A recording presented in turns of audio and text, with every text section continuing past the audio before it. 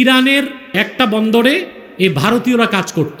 ওরা মোসাদকে সব তথ্য দিয়েছে, সেই ভিত্তিতে মোসাদ ইরানে হামলা করতে সুবিধা পেয়েছে। দুঃখজনক বিষয়, আমাদের চিটাগাং পোর্টকে ডিপি ওয়ার্ল্ডের হাতে দেওয়া হচ্ছে। ইরানে চাবাহার বন্দর পরিচালনা করত ভারতের কিছু লোক এবং সেখান থেকে মোসাদের গুপ্তচর হিসেবে কাজ করত এমন প্রায় ৭৩ জনকে আটক করেছে ইরান। হ্যাঁ, এটা একটা সূক্ষ্ম বিষয় মনে রাখবেন, ভারতীয়রা পৃথিবীর যেই যেই এলাকায় কাজ করে তাদেরকে মোসাদ এজেন্ট হিসেবে ব্যবহার করে। তো ইরানের কিছু বন্দরে, একটা বন্দরে এই ভারতীয়রা কাজ করত। ওরা মোসাদকে সব তথ্য দিয়েছে, সেই ভিত্তিতে মোসাদ ইরানে হামলা করতে সুবিধা পেয়েছে। দুঃখজনক বিষয়, আমাদের চিটাগাং পোর্টকে ডিপি ওয়ার্ল্ডের হাতে দেওয়া হচ্ছে। শুনছেন না? এই ডিপি ওয়ার্ল্ডে যে 21 জন বা 22 জন বাংলাদেশে আসতেছে তারা প্রত্যেকে ভারতীয় নাগরিক। অতএব তারাও যে মোসাদকে এবং ভারতের রকে বাংলাদেশের বিরুদ্ধে গোয়েন্দা তথ্য দিবে না, এটার গ্যারেন্টি কে নিবে? অতএব ডিপি ওয়ার্ল্ডকে আমাদের বন্দর দেওয়া উচিত নয়, বন্দর চালাবে বাংলাদেশের মানুষ। ইরান ইসরায়েল যুদ্ধে দেশের অনেক মাতখালি সালাফে আলিম বলতেছে দুই পক্ষই ধ্বংস হয়ে যাক। এদিকে পাকিস্তান ইরানকে সমর্থন দিয়েছে। যদি ইরানের সরকার পরিবর্তন হয় তাহলে আমেরিকার সহায়তায় সেকুলার পাহলবিদের আসার সম্ভাবনা সবচেয়ে বেশি। না, এগুলো দরকার আছে। এমন অবস্থায় আমাদের কি ইরানকে সাময়িক হলেও সাপোর্ট দেওয়া উচিত নয়? দেখুন,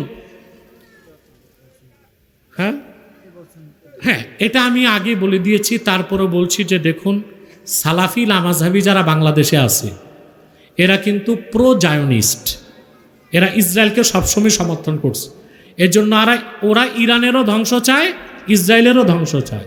আমরা চাই ইরানকে আমরা সংশোধন করব, আরব বিশ্বের লোকজন সংশোধন করবে, কিন্তু এই যুদ্ধে ইসরায়েল ধ্বংস হোক।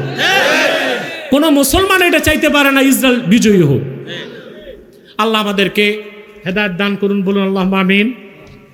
মসজিদের আয় ব্যয়ের টাকা মসজিদ কমিটি ব্যক্তিগত কাজে খরচ করে অথবা ব্যবহার করতে পারবে কিনা? হারাম, হারাম, হারাম।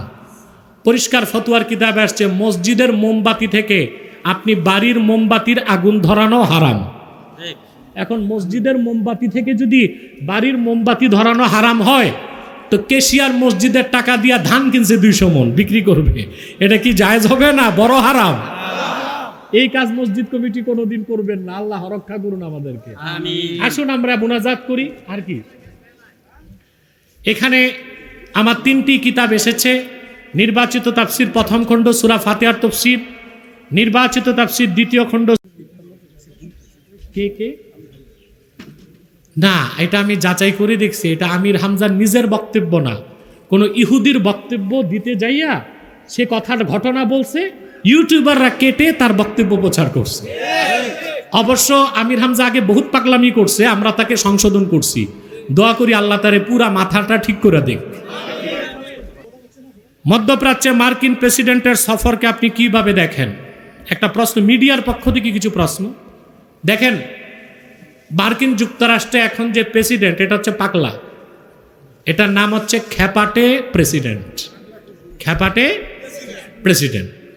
এখন যুক্তরাষ্ট্রের মতো দেশে যদি পাগলাটা বসে, একটা নেগেটিভ সাইড আছে, একটা পজিটিভ সাইড আছে। নেগেটিভ সাইড হচ্ছে পৃথিবীতে অনেক বড় বড় যুদ্ধ সে সৃষ্টি করবে, আর পজিটিভ সাইড হচ্ছে এরকম পাগলার হাতে আমেরিকা দ্রুত ধ্বংস হবে। আমরা এই দিকটাকে ভালো চোখে দেখি। সিরিয়ার বর্তমান পরিস্থিতি সম্পর্কে আপনার মতামত কি?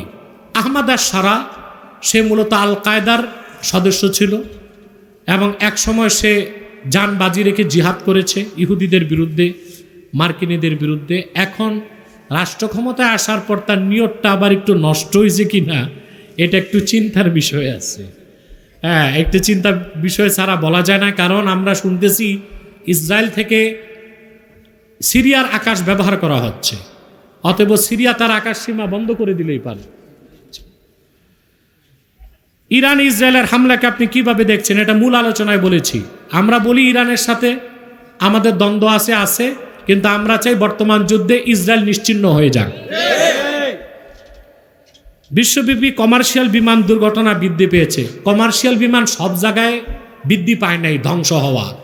এই দুর্ঘটনা বেশি হচ্ছে আমেরিকায় আর হচ্ছে ভারতে। এতে বোঝা যায় দুইটা দেশের উপর গজব তাড়াতাড়ি আসতেছে।